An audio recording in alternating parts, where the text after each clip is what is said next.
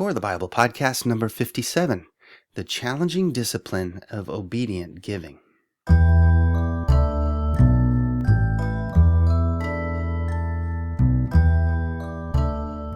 Well, welcome to the Core of the Bible podcast. My name is Steve, and I'll be your host as we explore the message of the Bible reduced to its simplest form. Now, as you may know, it's my belief that the Core of the Bible message consists in principles derived from the Ten Commandments and the Sermon on the Mount. And these include the topics of kingdom, integrity, vigilance, holiness, trust, forgiveness, and compassion. Today we're going to be looking at the topic of compassion and how the principles of giving that are outlined throughout God's Word provide opportunities for believers to exhibit the love of God in practical and effective ways that can soften even our enemies. Yeshua said it this way. In Luke 6, he says, "And if you lend money only to those who can repay you, why should you get credit? Even sinners will lend to other sinners for a full return. Love your enemies, do good to them, lend to them without expecting to be repaid. Then your reward from heaven will be very great, and you'll be truly acting as children of the Most High, for He is kind to those who are unthankful and wicked."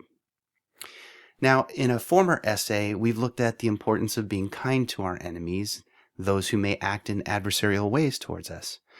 But in this passage lies another aspect of being compassionate that may get overlooked because of our general unfamiliarity with the culture that this teaching arises out of. Now, in today's American culture, we typically view alms or giving to the needy as something that's a direct donation to their welfare, just giving whatever you have in your pocket or your wallet to someone who's begging on the street or in a public place. Now, this was certainly one form of giving to those in need. However, this passage is speaking to a more involved and challenging type of giving. As far as giving to beggars is concerned, this idea stems primarily from a passage in Acts 3, where the Greek phrase was interpreted as giving alms or giving charity to a beggar at the temple. Peter and John were confronted with one such individual as they approached the temple complex, which was a favorite place for those who sought for handouts. In Acts 3 it says, "A man who was lame from birth was being carried to the temple. He was placed each day at the temple gate called Beautiful, so that he could beg from those entering the temple. And when he saw Peter and John about to enter the temple, he asked for money." Well, clearly the man did not have the ability to earn his own living through labor since he was unable to walk on his own, and his friends or family would carry him to the high traffic area around the temple as a way of helping him to ask for donations to meet his needs. This was one type of almsgiving or beneficence. Those who would beg for handouts were those who had no other means of income, the lame or the blind who could not work, widows and orphans who had lost their husband or father as their provider. In the Hebraic culture, these were considered legitimate reasons for true charity, and helping and giving donations to these individuals is highly commended. Now, in regard to the man at the temple, Albert Barnes writes the following. "The man had always been lame. He was obliged to be carried. He was well known to the Jews. His friends laid him there daily. He would therefore be well known to those who were in the habit of entering the temple. And among the ancients there were no hospitals for the sick, and no almshouses for the poor.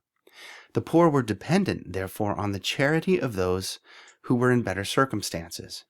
It became an important matter for them to be placed where they would see many people. Hence it was customary to place them at the gates of rich men, as illustrated in Luke 16. And Luke 16 here it says, "There was a rich man who would dress in purple and fine linen, feasting lavishly every day. But a poor man named Lazarus, covered with sores, was lying at his gate." Barnes continues, "And they also sat by the highway to beg where many persons would pass, such as Mark 10.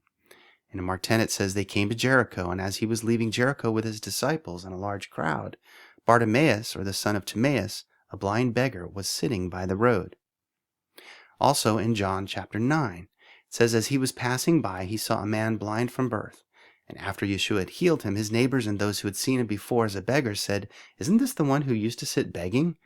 Some said, 'He's the one.' Others were saying, 'No, but he looks like him.' He kept saying, 'I am the one.'" So Barnes' quote continues, "The entrance to the temple would be a favorite place for begging. For great multitudes were accustomed to enter there, and, when going up for the purposes of religion, they would be more inclined to give alms than at other times, and especially this was true of the Pharisees, who were particularly desirous of publicity in bestowing charity. It's recorded by Martial in 1:112 that the custom prevailed among the Romans of placing the poor by the gates of the temples, and the custom was also observed a long time in the Christian churches." Unquote.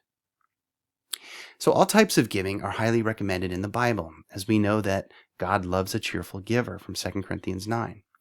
Giving freely is a required dynamic within the economy of the kingdom of God.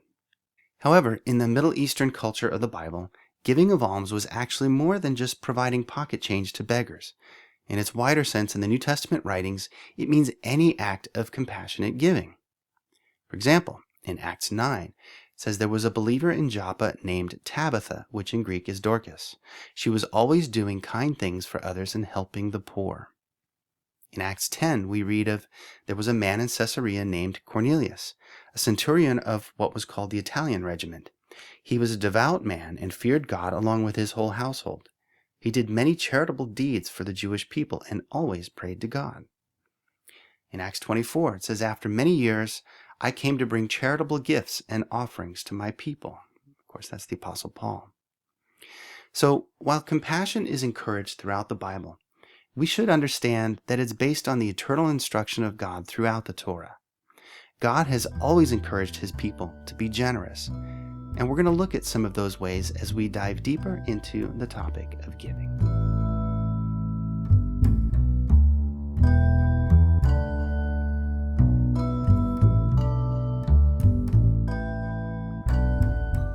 Now, since banks as we know them today did not exist in Bible times, there were only a few means for someone who had fallen on hard times to extricate themselves from dire financial circumstances.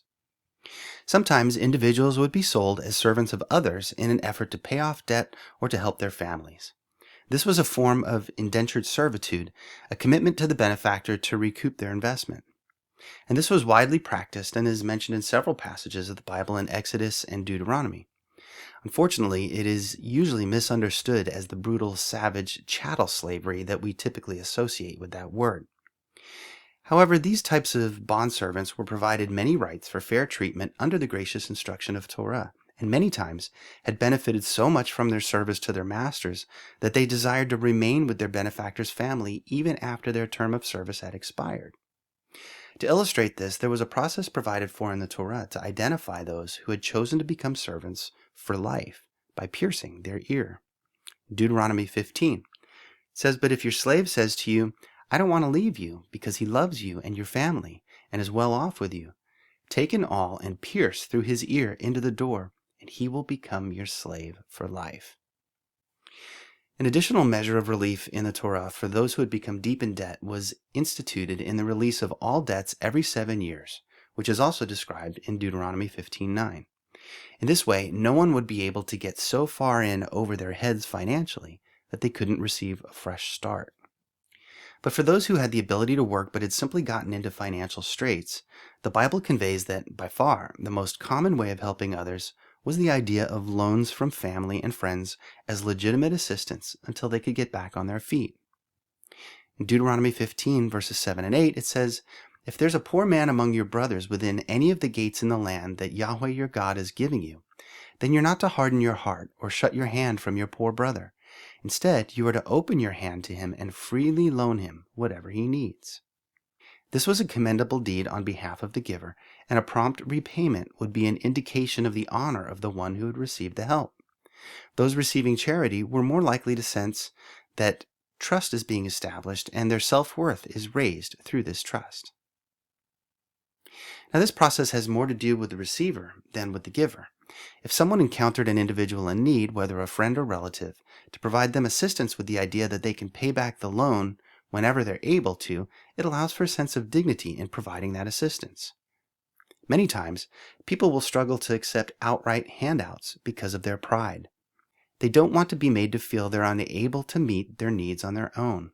And this is actually an emotionally good and healthy response for anyone who's otherwise able to provide for themselves but may have just fallen on hard times. It happens.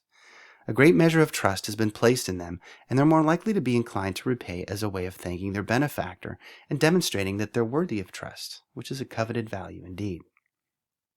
Unfortunately, as loans were given to those in need, sometimes those who were less honorable would gladly take these loans, but then never repay them, and it would cause bitterness between family members and friends. And this is presented to us in the biblical texts and from other writings of that era.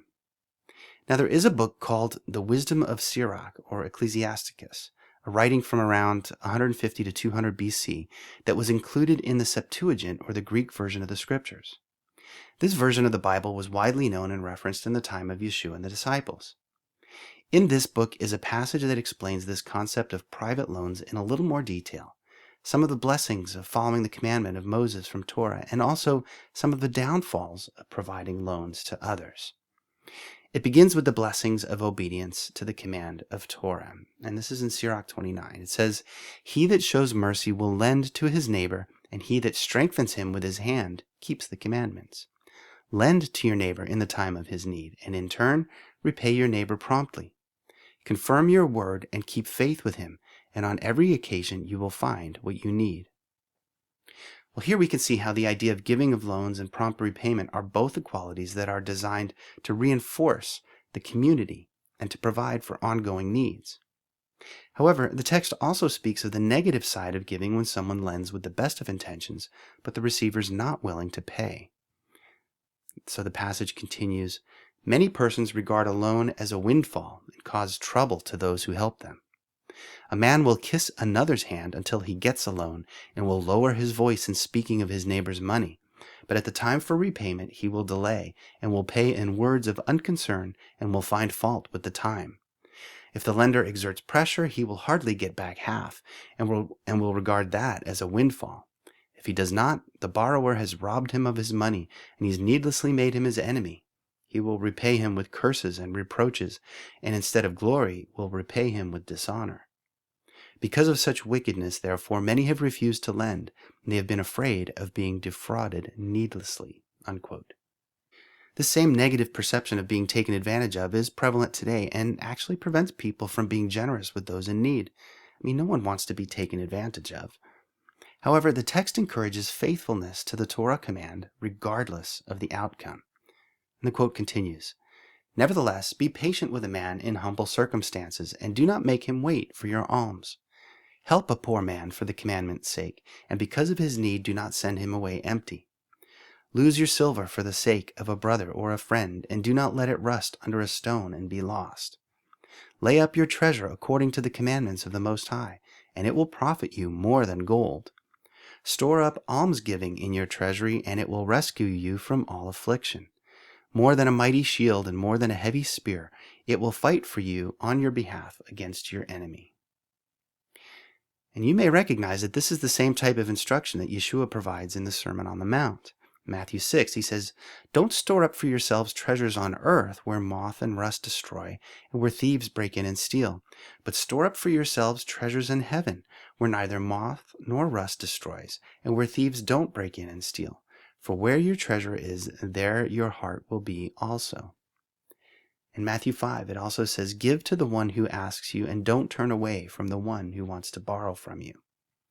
So what Yeshua is encouraging in both of these passages is a type of universal generosity toward those in need. If we're to give out of pocket, give cheerfully. If we're to lend, then we should lend without any hope of repayment. Because if we're repaid, then that's to be considered a bonus.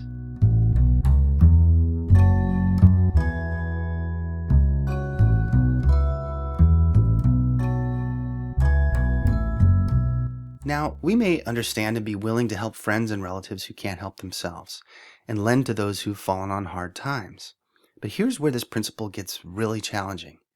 According to Yeshua, the faithful disciples should also be willing to lend to their enemies, not just friends and acquaintances. Remember our starting passage from Luke 6? I'll read it again. It's in Luke 6:34 and 35. It says, "And if you lend money only to those who can repay you, why should you get credit? Even sinners will lend to other sinners for a full return. Love your enemies, do good to them, lend to them without expecting to be repaid. Then your reward from heaven will be very great, and you will truly be acting as children of the Most High, for He is kind to those who are unthankful and wicked." Now, this is a drastic diversion even from the cultural practice of the day and highlights the extent of compassion believers should be willing to demonstrate at all times. Now, it's one thing to forgive a friend or acquaintance of a debt, but to lend in the same fashion to an adversary? This would be a truly unorthodox and radical admonition to his followers. It's such a revolutionary and profound concept that it still shakes us to the core to this day, 2,000 years later. True compassion is like that. It's profound and challenging and requires real commitment and, many times, heart-wrenching, white-knuckled, gut-twisting sacrifice. And this is the type of genuine life transformation that believers are called to. But in reality, if you, out of obedience to Yeshua and the Word, are extending generosity toward an adversary, are they really still an enemy? Don't enemies need to be adversarial toward each other? And if you, as a believer, are not acting in a reflexive way towards someone who's adversarial towards you, are the two of you really enemies? Isn't it more likely that if only one is acting in an adversarial fashion, but the other is extending an olive branch, that this is not a description of two enemies, but only one?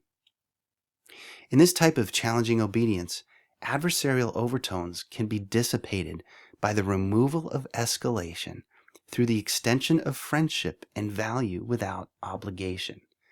Let me say that again. In this type of challenging obedience, adversarial overtones can be dissipated by the removal of escalation through the extension of friendship and value without obligation. So, are you up to the challenge of what it really means to be a follower of the Messiah and demonstrate true compassion? Hopefully, having a larger understanding of the context and social dynamic of biblical giving as we've looked at today can make us more responsible givers. In outwardly loaning to those who have need, we can allow them dignity. Inwardly considering these helper loans as outright donations, not expecting anything in return, we free ourselves from any negative ties to those relationships if the money is, for some reason, never repaid in the future. And if we're giving advantage to those around us, even our enemies, then they cannot take advantage. God is honored when we honor and respect Him in all things, including how we manage our finances and our relationships with others.